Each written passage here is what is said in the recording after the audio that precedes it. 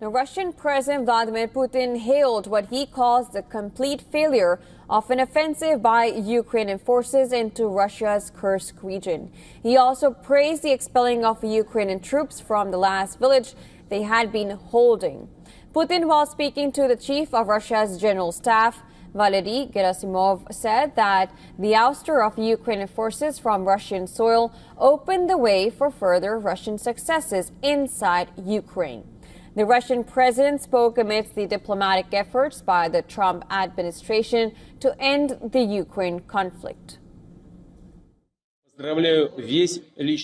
I congratulate all personnel of all military units that took part in the defeat of neo-Nazi formations that invaded Russian territory in the Kursk region.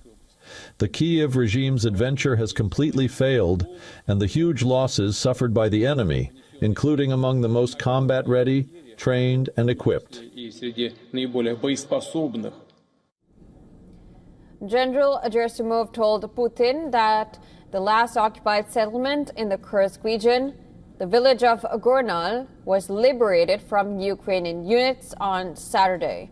The Russian state TV aired footage of special forces patrolling a settlement in the Kursk region looking for mines. It also showed soldiers raising Russian flag over the village of Gornal, claiming it to be the last one on the territory of the Kursk region recaptured from Ukrainian forces. Gerasimov also, for the first time, admitted the participation of North Korean troops in the Kursk front. He added that the North Korean soldiers showed high professionalism, fortitude, courage, and heroism while fighting shoulder to shoulder with Russian servicemen.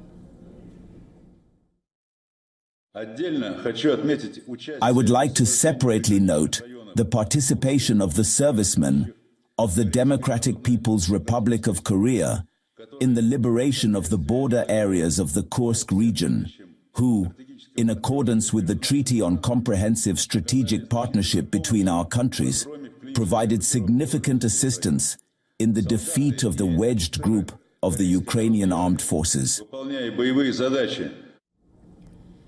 On the other side, Ukraine denied the claims on Kursk made by the Russian side, saying that Russia's settlements and, of course, statements did not correspond to reality. The Ukrainian General Staff said that the statements issued by representatives of aggressor country regarding an alleged end of hostilities in Kursk were not true. He further added that the defensive operations in the region were continuing. Parallel to this, Russia's FSB security service detained a suspect over the killing of a senior Russian military officer. Kremlin blamed Ukraine for the killing of 59-year-old Yaroslav Moskalik, deputy head of the main operations directorate of the Russian armed forces.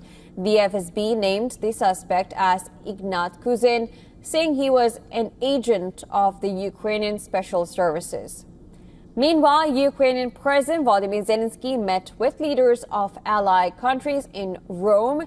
He was there to attend the funeral of Pope Francis and also held a meeting with U.S. President Donald Trump.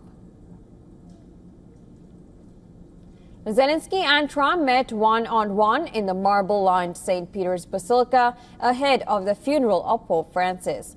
Zelensky, while strolling with UK Prime Minister Keir Starmer, responded to the questions regarding his meeting with Trump, calling it very productive.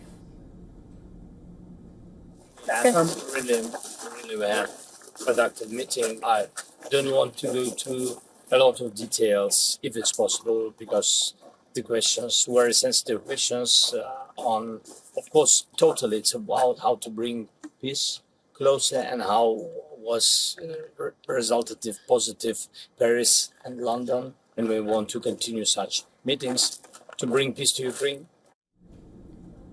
President Zelensky also met his French counterpart Emmanuel Macron. Macron termed his exchange with Ukrainian leader very positive and said that Ukraine was ready for an unconditional ceasefire. Macron went on to say that the so-called coalition of the willing, led by France and Britain, would continue working on achieving that as well as lasting peace in Ukraine.